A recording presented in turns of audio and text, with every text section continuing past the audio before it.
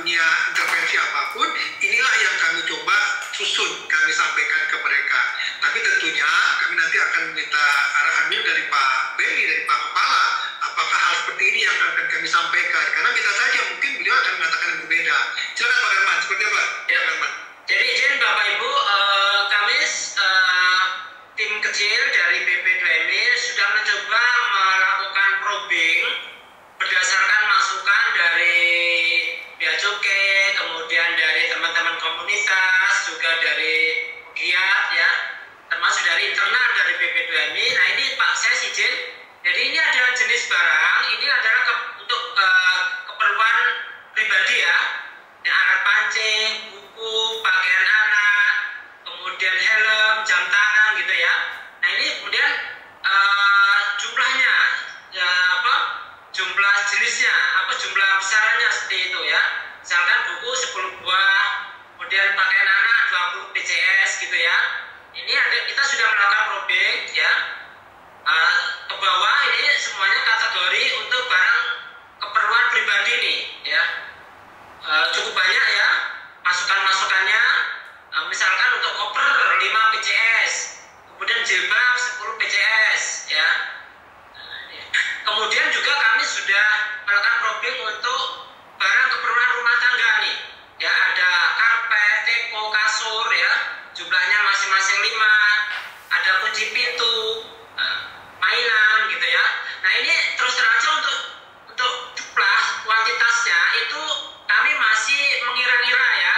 Jadi kalau misalkan dari Bapak Ibu, terutama dari komunitas pegiat PMI itu ada usulan mungkin ditambah ya silakan.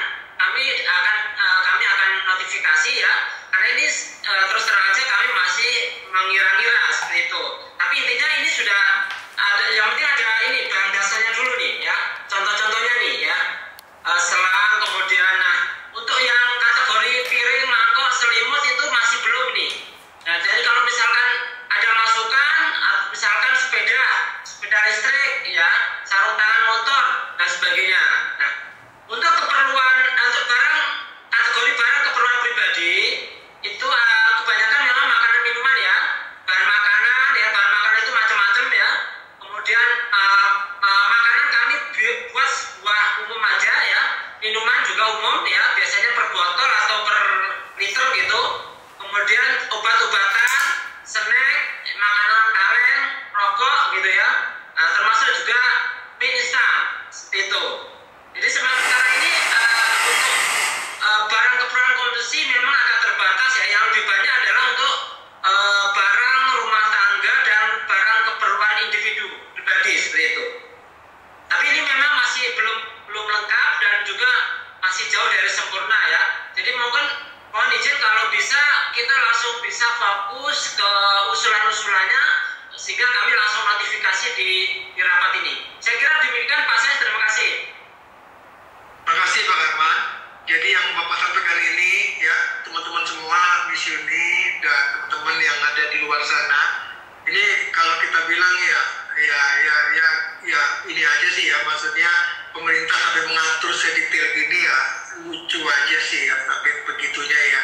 Tapi ya itu tadi saya sampaikan sebelumnya, kalau kita katakanlah udahlah kita nggak pusing, pokoknya yang penting PMI itu pulang dia diberikan semacam kayak ada kebijakan khusus tadi misalnya $1.500 yang bisa dipakai selama 3 kali dalam setahun. Kalau yang dia terdaftar di Kementerian Luar Negeri $400. Dan tadi Mbak Yuni tadi menyampaikan yang nggak terdaftar itu nggak diberikan pembebasan biaya masuk karena dulunya berangkat tidak resmi. Tapi ada pertanyaan lagi, tadi benar juga Mbak Yuni bilang, lah dulu kan dia berangkat bukan salahnya dia, tapi karena sistem di pemerintah sendiri yang tidak menjaga dia untuk tidak berangkat secara tidak resmi. Jadi itu kembali lagi kan ada praktik diskriminasi di sini. Tapi sekali lagi ini semua kami harus sampaikan dan kami juga tidak punya data apapun. Nah kami juga meminta masukan ini ke teman-teman semua. Ya tujuannya adalah satu, supaya nanti apa yang kami usulkan ini paling tidak nol sama sekali. Nanti pihak dari Kementerian Perdagangan sepihak saja sesuka mereka. Karena dengan ini areanya bukan area bea cukai loh ya teman-teman ya. Areanya bukan di bea cukai. Bea cukai itu eksekutor. Ketentuan barangnya itu nanti dari jenis-jenisnya ada di Kementerian Perdagangan. Karena mereka yang menjaga arus impor masuk barang-barang yang nantinya supaya dianggap ya dalam tanda petik itu tidak mengganggu produksi atau apapun di dalam negeri. Tapi sekali lagi ini kita berdiskusi.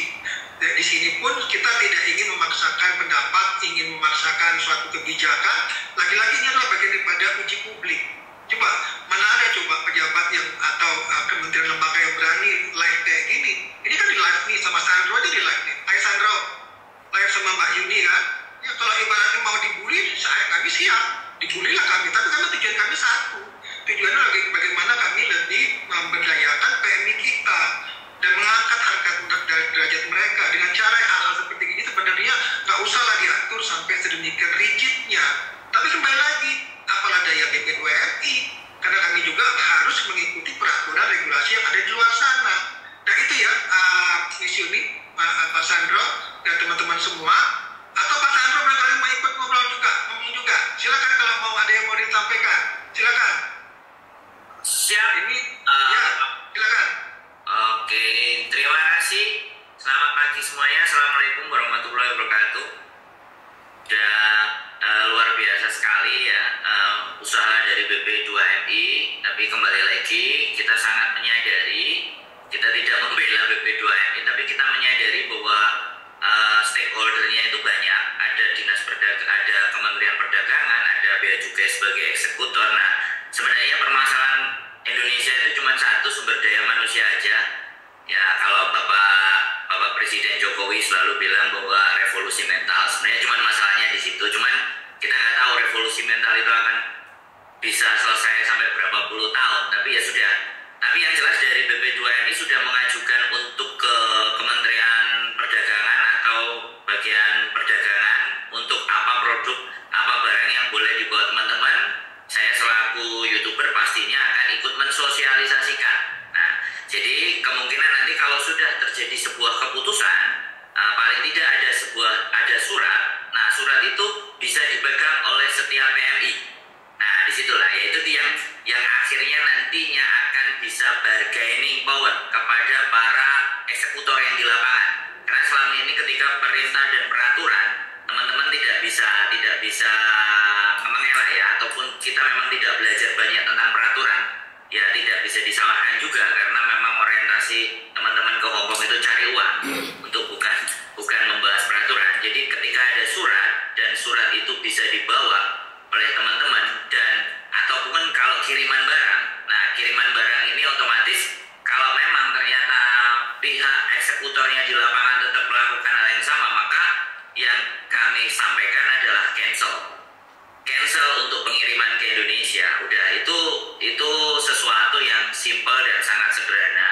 Jadi kalau teman-teman memaksakan untuk barang, ya jatuhnya teman-teman sendiri yang akan mengalami perubahan. Tapi kalau temuan di lapangan seperti yang disampaikan sama Miss Yuni, kita tidak bisa menyangkal bahwa celana dalam sekian berarti ya kita juga harus mengedukasi ke teman-teman bahwa pembelian yang seharga $70 atau apapun semuanya diusahakan kalau sesuatu dibeli dan mau dibawa ke Indonesia, pandai-pandainya kita membawa resit. Jadi di situ. Jadi saya bukan mempersulit teman-teman atau tidak mendukung teman-teman, tapi saya juga berusaha di mana pihak di tengah, di mana apa yang peraturan yang disampaikan suratnya kita ada, ketika suratnya ada dan menyatakan bahwa saya ini benar-benar PMI, karena tadi juga ada yang menyatakan justru ada PMI ini ini kembali lagi ke oknum. PMI ini dijadikan bahan untuk bagaimana sepertinya mereka bisa meminta uang karena ada ketakutan dan semuanya dengan surat tadi ataupun dengan dari kebijakan BP2MI yang bisa dibawa oleh teman-teman sehingga teman-teman di lapangan itu bisa bergain power kepada para eksekutor-eksekutor yang mungkin oknum yang memang ingin memanfaatkan atau memperdayakan teman-teman. Yaitu terus kalau memang dicatat barang yang boleh dikirim apa saja, ya saya sepakat. Nanti draftnya boleh disampaikan, maka kita akan umumkan bersama-sama. Saya juga akan bikin konten semuanya untuk bisa dilihat sama teman-teman, untuk lebih diwaspadai teman-teman bahwa barang yang akan dikirim ke Indonesia yang tercatat seperti ini, dan seperti itu. Dan biasanya memang Menteri Perdagangan juga sudah sebenarnya membuat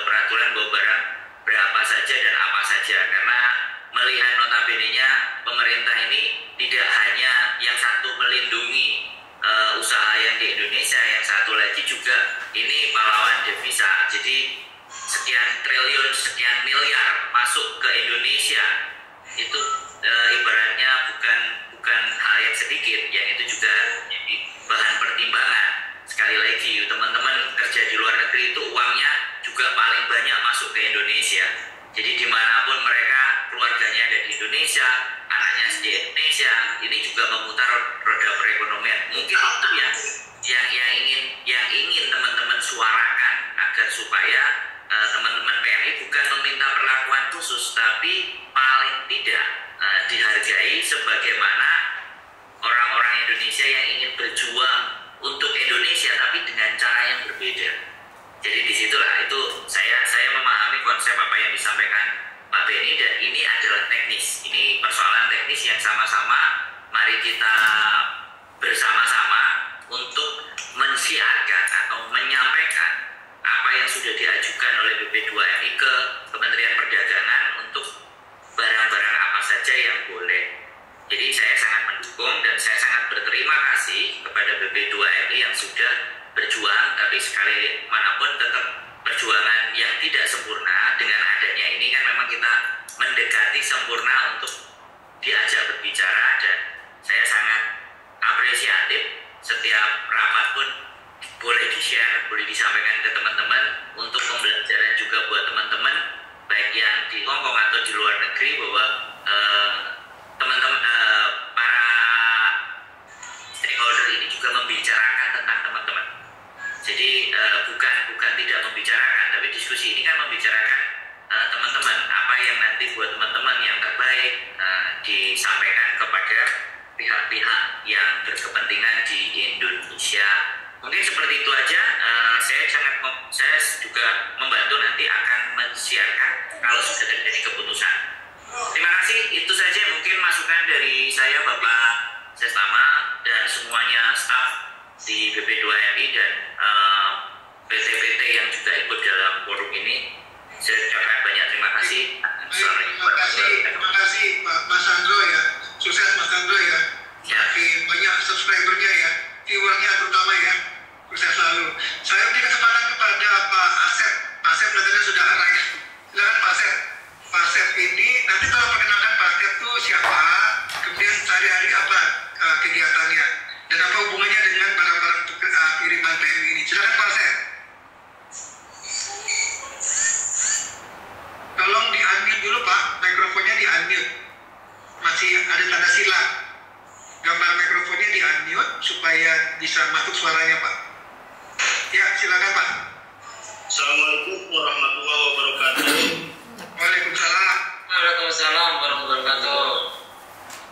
Saya Asep Endra dari pengusaha barang kiriman ke Indonesia ya, yaitu Anugerah Kargo Pratama dari Saudi Arabia. Alhamdulillah, puji syukur saya ucapkan pada Allah Subhanahu wa Ta'ala. Mudah-mudahan semua sehat walafiat, itu terutama. Seiring waktu yang saya dengar permasalahan PMK ini udah 20 tahun yang lalu Pak, tapi tidak ada kunjung selesai sebenarnya. Karena saya di sini juga kurang lebih udah 28 tahun memegang perusahaan pengiriman barang khusus PMI. Nah, mudah-mudahan yang dipelopori sama BP2MI, Pak Benny sama Pak Setama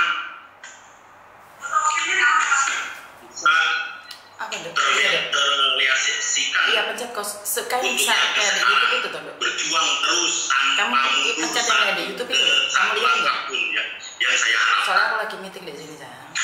Saya sedikit masukan dari perwakilan Kan kamu lihat YouTube dah. Sampai selesai nggak? Di situ ada disuruh mencet 908 sayang. Tadi yang Terus speaker. sama Pak Terus speaker Setama 908 terus speaker.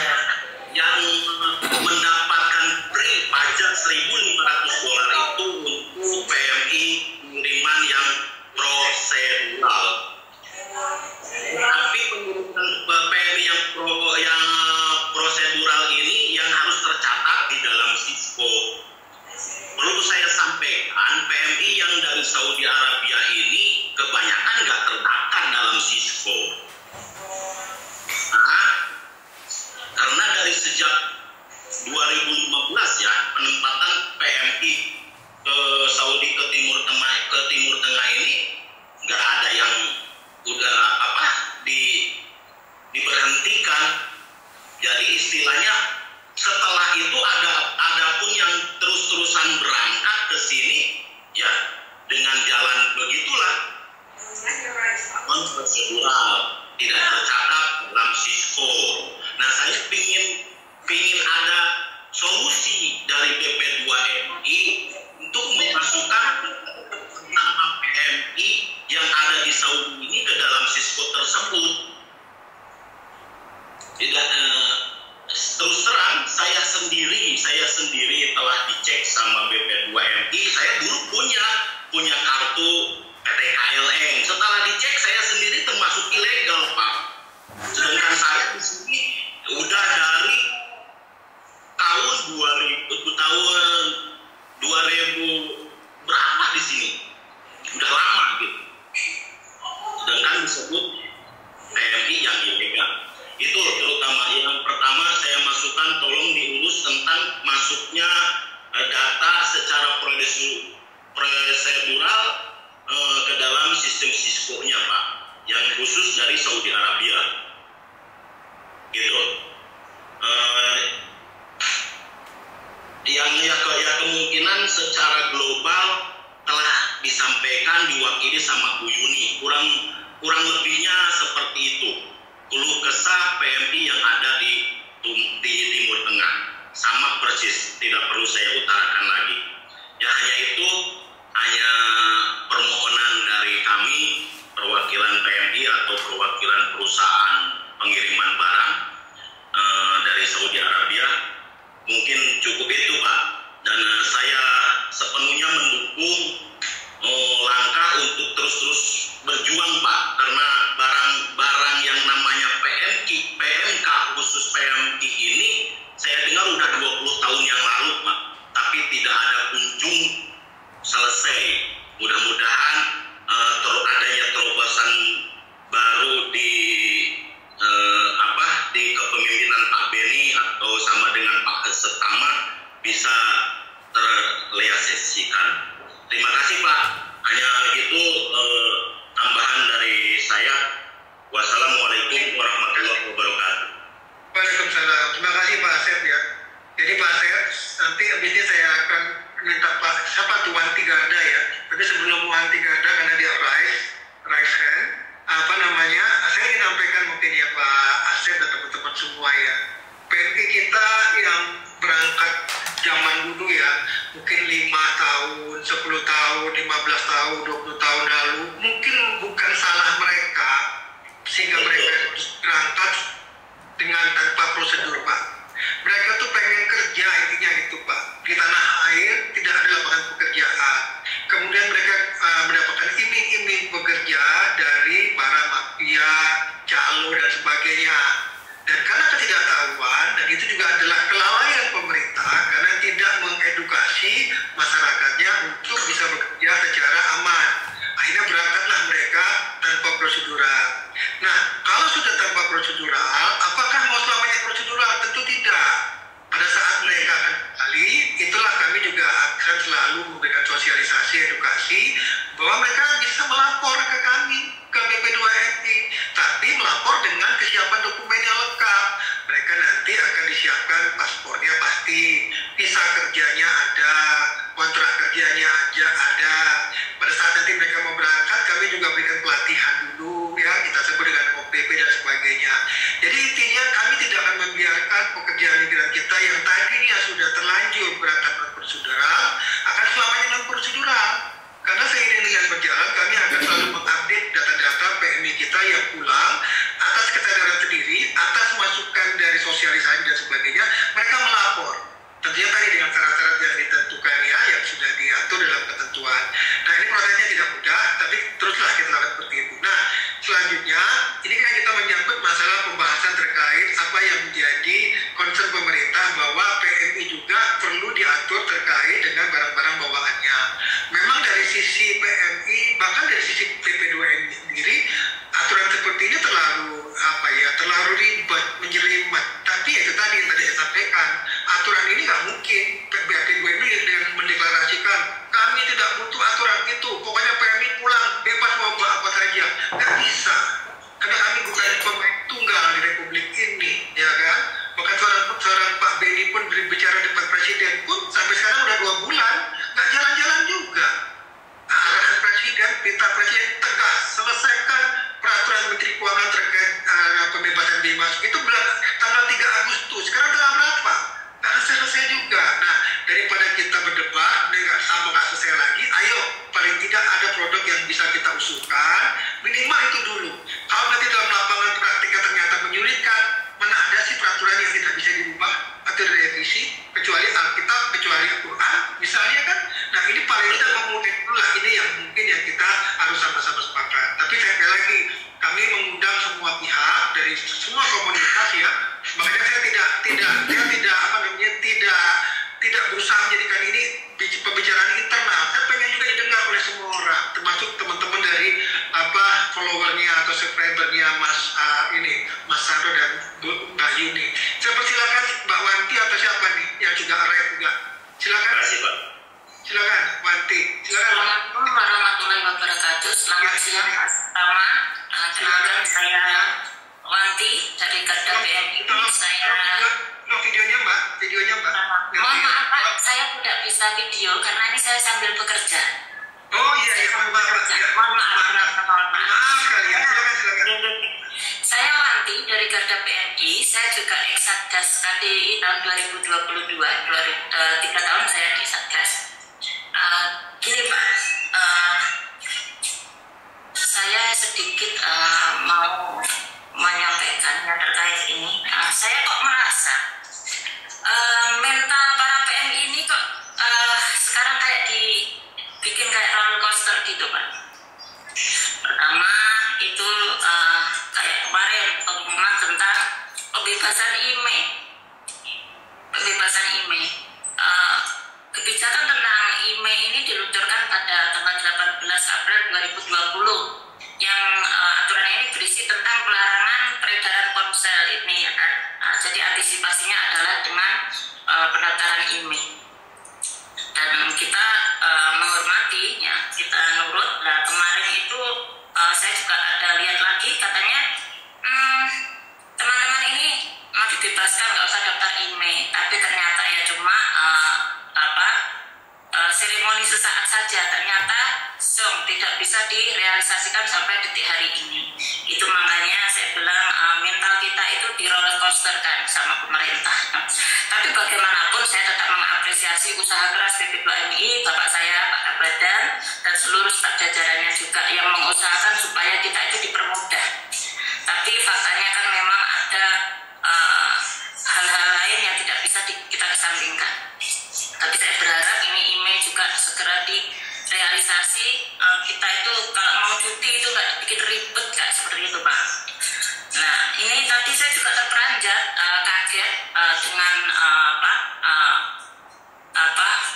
pernyataan dari Bu Menteri Keuangan yang katanya untuk pengiriman ini juga pajak apa segala macam itu kan ada klasmen-klasmen juga yang terdaftar di Cisco itu bisa dibebaskan setelah. Tapi mereka lupa. Ini saya bahas Taiwan saja. Di Taiwan ini berapa banyak PMI yang sudah terdaftar di Cisco? Yang belum juga berapa? Karena yang terdaftar di Cisco itu adalah yang waktu berangkat. Sedangkan di sini ada proses perpanjangan kontrak tanpa pulang. Dan yang melakukan perpanjangan kontrak tanpa pulang itu rata-rata tidak terlegis di KDI loh Pak. Banyak yang tidak terlegis di KDI. Jadi data di Cisco-nya itu tidak masuk dan tidak masuk juga ke BPJS TKI. Nah kalau dipecah-pecah kayak seperti itu, yang terdaftar boleh, yang tidak terdaftar boleh, nanti yang tidak terdaftar ini bagaimana gitu loh. Kan di situ ada diskriminasi dong artinya.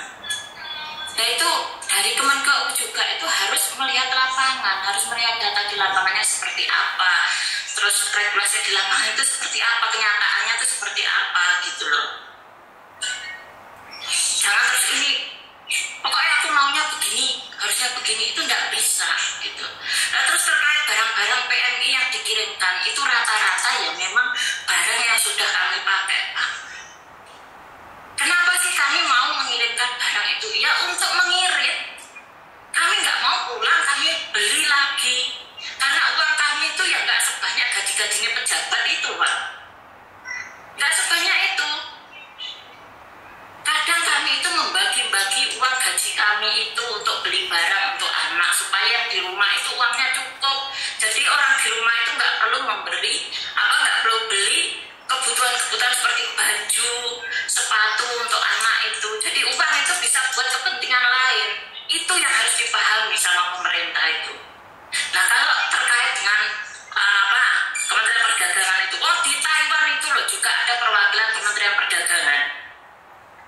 Kan mereka bisa melakukan survei melalui kargo-kargo barang-barang yang biasa dikirim anak-anak ini apa. Jadi nggak perlu tanya-tanya kayak seperti ini lagi.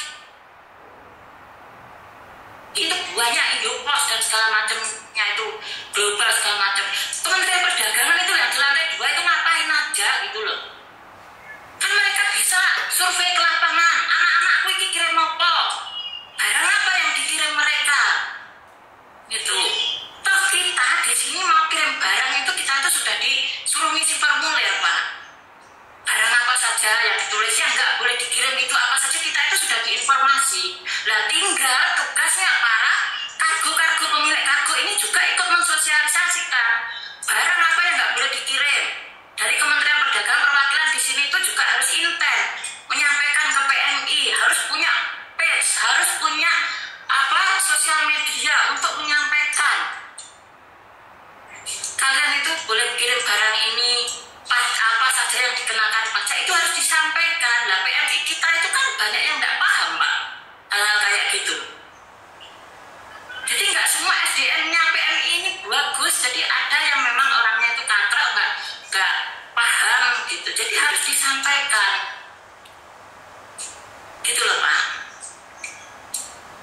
Saya tetap mengapresiasi segala usaha BP2MI. Saya acungi jempol, memang saya acungi jempol. Bahkan kemarin ketemu Pak Kabadan pun saya benar-benar mengapresiasi. Bahkan saya sampai ngomong itu kemarin, Pak Erlangga itu, kalau bisa Bapak ini ke depan masih tetap jadi Kabadan, karena kita masih benar-benar butuh. Saya rasa gitu aja, Pak, dari saya. Terima kasih. Wassalamualaikum warahmatullahi wabarakatuh. Waalaikumsalam. Makasih Mbak Wanti ya. Tetap ini semangat meskipun sedang bekerja, masih bisa menyampaikan harapan, saran dan juga mungkin masukan juga buat kita semua ya.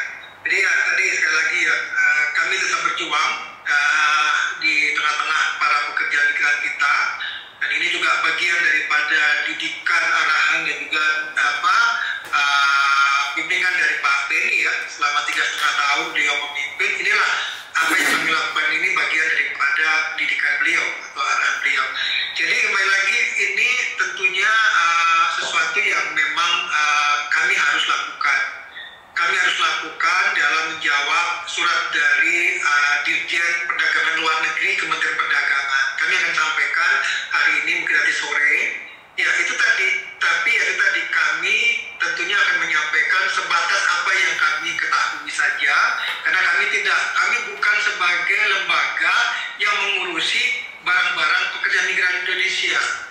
Bahkan kami diminta dalam surat itu harus memperbarui, harus memperkuat pengembangan Sisko kami, sistem komputerisasi pekerja migran kami, supaya itu masuk juga barang-barang apa yang ada dimiliki oleh setiap pekerja migran kita. Menurut kami itu terlalu berlebihan. Nggak pada perlunya kami BP2MI harus memiliki semua itu. Karena intinya itu namanya PMI bekerja ya pasti tujuannya untuk menabung, dan pada saat mereka ada barang yang mungkin masih cukup baik dipakai, masih layak dipakai, dan mereka harus kembali, apakah karena cuti atau mungkin selesai kontrak, mereka akan bawa pulang itu bersama dengan dirinya. Mungkin bisa saja berangkat barang dulu, atau yang bersangkutan pulang dulu baru barang belakangan. Tapi tadi lagi para pemangku kepentingan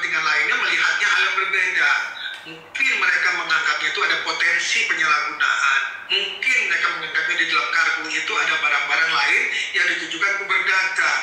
Nah inilah kemudian mereka anggap itu akan mengganggu tata kelola perekonomian, khususnya industri tekstil, misalnya industri-industri lainnya yang ada di dalam negeri. Nah ini hal-hal yang kami tidak bisa mengatakan, nggak bisa begitulah Pak Dirjen atau Pak Menteri, nggak bisa Anda kemudian menyamaratakan semua PMI seperti itu. Nah kami pada posisi ya menyampaikan seperti itu. Tapi apalah arti satu suara, dua suara kami dalam setiap forum yang kemudian semua belum tentu berpihak kepada kami. Makanya kami menyampaikan ini biar didengar semua pihak. Inilah yang kami lakukan. Kami ingin mendapat pendapat dan kami akan menyampaikan, tapi sebatas tadi standar-standar yang mungkin yang seharusnya diberikan, dan itu mungkin nanti ada hal-hal yang perlu dan harus dilakukan perbaikan di kemudian hari. Gitu ya teman-teman semua, Bapak Ibu, masih ada waktu, barangkali mungkin masih ada lagi yang ingin menyampaikan pendapat, saran dan tanggapan. Silakan, saya persilakan. Ya silakan Mbak Yuni. Terima kasih, saya berbicara yang kedua kalinya. Kaget banget saat saya dengarkan dari Korea tadi mengatakan bahwa mayat kena bea cukai. Ini pertama kali saya dengar. Ini saya pertama kali dengar kalau mayat kena bea cukai. Terus seperti yang disampaikan dari Taiwan tadi, kiriman barang itu untuk ngirit. Itu benar. Apa yang disampaikan mbaknya itu adalah benar. Kenapa? Karena mereka sebenarnya nggak cuma hari itu beli, hari itu kirim. Jadi ada beberapa orang yang seperti yang saya katakan tadi, beli sempak dulu, besok beli bajunya anak, besok lagi liburan lagi, punya sisa uang beli lagi. Jadi seperti yang Mas Andro katakan, pesan resitnya disimpan. Itu sebenarnya menjadi pertanyaan. Setengah tahun yang lalu nggak ngerti majikannya pindahan rumah, mungkin sudah hilang. Ini makanya yang disampaikan oleh tadi yang dari Arab Saudi itu benar. Jadi pastikan saja L, XL atau seperti apa. Jadi boxnya Pak, saya butuh boxnya itu lebih diklarifikasi lagi. Yang karena Menteri Perdagangan khawatir akan mericuhkan keadaan yang ada di Indonesia itu di bagian tekstil, itu tetapkan aja boxnya, langsung tetapkan boxnya yang tidak boleh dipakai. Kalau sampai kalian XL itu bayarnya pasti kena bea cukai. Dan yang dikatakan dari teman saya yang di Taiwan tadi, Mbak Wanti, itu benar sekali. Wong mau ngirit kok malah ngorot. Maunya ngirit malah ngorot. Kenapa saya bilang malah ngorot? Karena mereka belinya pas diskonan Pak. Di pack. Terus mungkin di Taiwan saya nggak tahu harganya ya. Kalau di Hong Kong ini harganya 500 kalau kirim barang itu setara dengan 1 juta. Sampai di Indonesia masih kena pajak lagi, bea cukai lagi. Nah ini bukan yang ngirit malah ngorot. Dipikirnya di Hong Kong dapat diskon, tapi ternyata kenyataannya lebih mahal. Dan orang Indonesia biasanya kalau dikirimin uang, kalau suruh beli barang, mereka nggak mau, eman-eman. Nah karena itulah para pekerja migran kebanyakan berpikir, anakku tak tukono kelambi dari sini. Jadi sebenarnya ini masukan buat bea cukai, jangan memukul ratakan dengan perdagangan. Perdagangan ya, tapi lihat siapa kami dulu. Gaji kami berapa? 4730, 4870. Dan ingat, kami tidak setiap hari bisa belanja. 1 minggu sekali kami belanja, kami tumpuk sampai setengah tahun. Saat kita bisa kirim, kami harus nebus. Dan yang seperti yang dikatakan juga, kita sudah dikasih list Pak. Kita sudah tulis Pak. Ini katok, ini apa, ini bra, ini baju, sudah ada listnya Pak. Tapi kenapa masih dipersulit? Ini yang harus dipertanyakan. List sudah ada. Kalau memang dicurigai bongkar, tapi setelah dibongkar, kenapa tidak dikembalikan aslinya? Saat saya berbicara dengan bea cukai mengatakan nggak mungkin dong kita curi dandang. Iya saya percaya, tapi setidak-tidaknya harus jawab dong, panci saya siapa yang ngambil. Dan pihak kargo ini sebaiknya diekspos mana yang tidak bertanggung jawab dan mana yang bertanggung jawab. Jadi kita akan appreciate siapa yang bertanggung jawab, kita dukung promosi. Yang nggak bertanggung jawab, lidah saja, kibas saja, sikat aja. Itu yang kedua. Jadi buat teman-teman, kami sepakat dengan memberikan standar pada kami. Jadi kalau aturan, ya kalau orang tinggi kan aturannya banyak, dan kami berbahasa ningrat itu sangat sulit sekali, seperti yang dikatakan oleh mbaknya. Dan saya setuju semuanya, dan saya cuma meringkas saja. sekali lagi usaha BP2MI sampai detik ini adalah mencoba menjembatani kami yang sekali lagi kami tidak ada akses langsung kepada Bea Cukai untuk menyampaikan perasaan kami, karena selama ini kami diberikan edukasi tapi tetap bahasanya kami tidak paham. Jadi itu aja Pak Sestama, mungkin lebih lanjut lagi karena Pak Sestama masih ada acara lain. Terima kasih. Baik, terima kasih Mbak Yuni, teman-teman semua.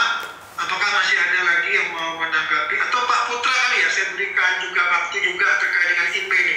Barusan saya share surat jawaban dari Dirjen Bea Cukai atas surat dari Kepala BP2MI Pak Beni yang menanyakan kenapa perlakuan email itu nggak kunjung segera ditetapkan atau ada perlakuan perbedaan di lapangan, dan itu menjadikan rancu bagi beberapa PMI yang kemudian mereka tidak mendapatkan fasilitas tadi, pembebasan biaya untuk registrasi email. Silakan Pak Putra. Ya, baik, terima kasih Pak Ses. Saya hormati Pak Sestama, Bapak Ibu Direktur, Mbak Yuni dan para penggiat PMI dan juga seluruh PT yang hadir. Yang pertama, saya ingin melaporkan juga terkait koordinasi antara sesuai dengan arahan Kepala Badan, koordinasi antara BP3MI Banten bersama BP2MI Pusat dan juga Bea Cukai. Mohon izin melaporkan, saya sudah bertemu dengan Kepala Bea Cukai, Pak Gatot ya, Kepala Bea Cukai Bandara Soekarno-Hatta, dan beliau menyampaikan memang kendalanya adalah masih berproses payung hukum. Jadi beliau tidak bisa menerapkan untuk saat ini sampai dengan detik ini belum bisa menerapkan terkait dengan aturan atau arahan Bapak Presiden ya pada tanggal 3 Agustus karena belum adanya payung hukum yang berlaku sesuai dengan arahan tersebut. Nah, bagaimana jika arahan Pak Presiden tersebut diterapkan tanpa payung hukum? Nah, ini resikonya adalah berbalik ke Bea Cukai atau Kementerian Keuangan. Dan ketika mereka nanti diperiksa oleh BPK ya ataupun diperiksa oleh auditor, mereka akan menjadi masalah ya ketika membebaskan biaya yang di mana aturannya belum ada. Ya, nah itu yang pertama yang dapat saya sampaikan. Lalu yang kedua, Bapak Ibu sekalian, beliau juga ingin menyampaikan, Pak Gatot juga menyampaikan, dan saya setuju sekali ya, untuk memudahkan nanti ketika Bea Cukai mengklasifikasi baik barang kirim maupun handphone, ya baik barang kiriman maupun handphone, bahwa ini adalah milik PMI bukan WNI, ya. Pertama milik PMI dulu, bukan WNI. Apa klasifikasi yang dapat saya tidak mau hal tersebut nanti malah dialihkan ke BP2MI. Izin Pak Ses. Izin, ini bukan ranah BP2MI ketika Bea Cukai mengklasifikasi apakah barang ini adalah barangnya WNI atau PMI. Kalau mereka Bea Cukai manggil kami lagi, petugas kami lagi, petugas kami di bandara, maaf dengan sangat mohon maaf sekali keterbatasan kami, mungkin nanti bisa ada petugas jika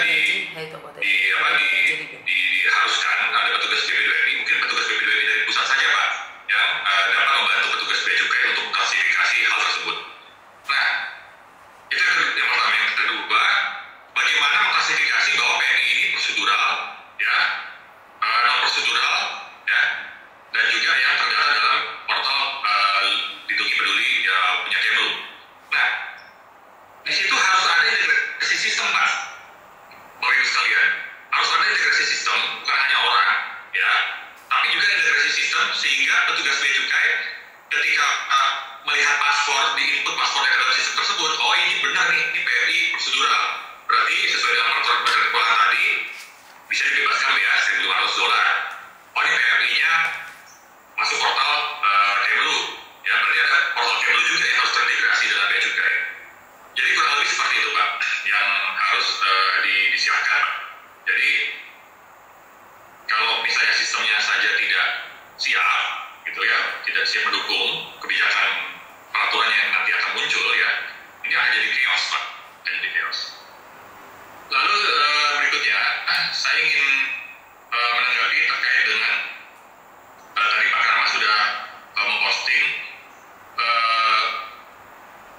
ya beberapa komponen ya probing ya, pakar probing ya hadir probing mengenai jenis dan jumlah barang PMI yang tadi. Pertanyaannya dari saya, ketika ketentuan ketetapan $1.500 itu berlaku untuk PMI yang prosedural, ya, tapi barang bawaannya itu ternyata lebih banyak jumlahnya. Dari kan jumlahnya sudah ada dipetakan ya Pak Dir. Kalau misalnya tas 5, ya, tapi ternyata dibawa tas 7, ya, bawa tas 7 pakaian sekian, jumlahnya lebih Pak Karman, jumlahnya lebih. Tetapi ketika di total misalnya itu masih di bawah 1.500. Nah, apakah dari jumlah lebih tersebut tapi masih di bawah $1.500 itu masih tetap bebas bea? Nah, ini yang jadi permasalahan juga nanti ke depannya. Itu Pak Direktur. Nanti mungkin bisa didalami lagi. Lalu berikutnya saya ingin juga merespon terkait dengan pajak jenazah. Ya, bea masuk jenazah. Mohon izin karena kami BP2MI sudah bertahun-tahun mengurus jenazah PMI yang ada pemberitahuan atau prefeks dari perwakilan. Itu kami pasti akan fasilitasi, ya. Karena ketika tidak ada prefeks dari perwakilan, tidak ada pernyataan bahwa itu adalah PMI, mohon izin kami agak kesulitan untuk memfasilitasinya karena nanti akan jadi masalah ketika diperiksa oleh BPK. Itu yang Bapak Ibu harus pahami juga. Jadi Bapak Ibu sekalian, untuk bea masuk dari internasional itu hanya 2,5 juta. Bea masuk itu ditetapkan oleh kargo penerbangan, bukan oleh bea cukai. Bapak Ibu sekalian, oleh kargo penerbangan. Jadi ketika peti itu masuk ke gudang, dia harus transit dulu ke gudang. Lalu dicek oleh bea cukai dokumen-dokumennya sampai peti tersebut, jenazah tersebut dikirim oleh BP2MI atau dijemput oleh keluarga. Jadi itu biaya kargonya sebesar 2,5 juta di Bandara Suta. Saya nggak tahu kalau di bandara lainnya. Jadi kalau untuk bea cukai itu tidak pernah ada so far yang saya tangani yang BP3MI Banten tangani. Kami tidak pernah diminta biaya bea cukai, tapi biaya kargo oleh penerbangan ya kami memang diminta dan kami biayai. Jadi PMI gratis, ya keluarga PMI gratis. Yang terakhir Bapak Ibu sekalian, terkait dengan PMI juga saya tidak mau komentar tapi bisa dijustifikasi saja terkait dengan PMI yang berangkat secara legal tetapi dia terpanjang kontrak di negara penempatan tapi dia tidak melapor ke perwakilan sehingga dia dianggap ilegal ya atau dianggap prosedural padahal dia perpanjang kontrak ya sudah ada dokumennya segala macam ya. Yang pertama saya ingin sampaikan adalah saya turut prihatin ya saya terkait dengan kalau PMI tersebut masih dianggap ilegal. Saya turut prihatin jika PMI tersebut berangkat dari awal sudah legal tapi ketika perpanjang kontrak ya misalnya ya habis kontrak dia perpanjang di sana tapi dia lupa nih lapor ke perwakilan. Nah, saya agak prihatin kalau dia dianggap ilegal sehingga nanti ketika dia pulang dia tidak dikenakan relaksasi biaya $1.500. Ya karena tahun pertama dia sudah resmi tapi dia perpanjang kontrak dia jadi ilegal jadi nggak masuk diskon. Nah, ini harus ada solusinya Pak Ses dan Bapak Ibu Direktur sekalian bagaimana caranya. Saya paham benar, memang saya belum pernah, saya udah ke Taiwan tapi saya nggak di Taiwan itu karakteristiknya mohon izin Taiwan dan Hong Kong itu rata-rata adalah ART ya asisten rumah tangga. Mereka boro-boro izin mau keluar rumah gitu ya. Keluar rumah itu mungkin hanya bisa di Sabtu ya, Sabtu Minggu. Nah ini saya nggak tahu apakah Sabtu Minggu itu KBRI melayani pendaftaran, melayani input ke dalam Cisco, saya nggak tahu. Nah mungkin ada solusi berikutnya ketika PMI itu bisa keluar rumah ya dari majikannya itu bisa dilayani penginputan Cisco. Jadi kita bisa memberikan himbauan pada para PMI ini gitu agar mereka dapat menginput data mereka ke dalam perwakilan di waktu yang senggang, di waktu yang mereka diizinkan oleh majikannya keluar. Jadi itu mungkin sebagai tambahan. Yang terakhir Pak Gatot, Pak Kepala Bea Cukai menyampaikan bahwa Mas kita juga harus menghindari justip PMI ini nanti ke depannya sudah ada relaksasi $1.500, PMI ini nanti akan dikirimi barang-barang domestik yang biayanya juga cukup mahal. Mungkin itu Pak Ses yang menjadi masukan dari kami. Terima kasih. Wassalamualaikum warahmatullahi wabarakatuh. 然后你哪怕是会跟我讲爱你过你知道吗？然后这样子讲，他我讲路，他不知道是我们。 Oke, baik. Ada tambahan mungkin Pak Dwi atau Pak Mukarram atau yang lainnya mungkin dari teman-teman BP2MI sebelum kita cukupkan nanti jam 12. Iya sebentar, Pak Ses. Kita dapat merespon tadi yang disampaikan Pak itu Pak. Ya silakan Pak Mukarram. Ya. Izin Pak merespon yang disampaikan dari Mas Ridwan. Jadi usulan kita Mas, mungkin nanti Mas Karman, Pak Karman bisa ikut menambahkan. Jadi untuk mengantisipasi permintaan surat yang diminta oleh Bea Cukai bahwasanya si PMI yang terdaftar di Sisco B2MI